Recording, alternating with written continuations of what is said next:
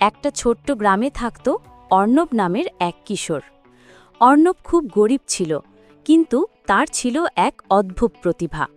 সে বেহালা বাজাতে পারত দারুণভাবে।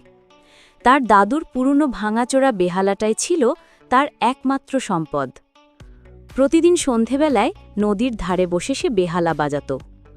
তার সুরে গ্রামের মানুষরা মোহিত হয়ে যেত। বৃষ্টি নামলে মনে হতো যেন আকাশও তার বেহালার সুরে সাড়া দিচ্ছে। কিন্তু একদিন হঠাৎ করেই বেহালাটা হারিয়ে গেল। অর্ণব ভীষণ কাঁদল। সে নদীর ধারে, মাঠে, বাজারে সব জায়গায় খুঁজল, কিন্তু বেহালা আর পেল না। হতাশ হয়ে যখন সে বসে পড়েছিল, তখন গ্রামের এক বৃদ্ধ তার সামনে এলেন। হাতে ছিল সেই বেহালাটা। বৃদ্ধ বললেন, তোমার সুর আমার হৃদয় ছুঁয়েছে। আমি এটাকে মেরামত করে দিলাম। এখন এটা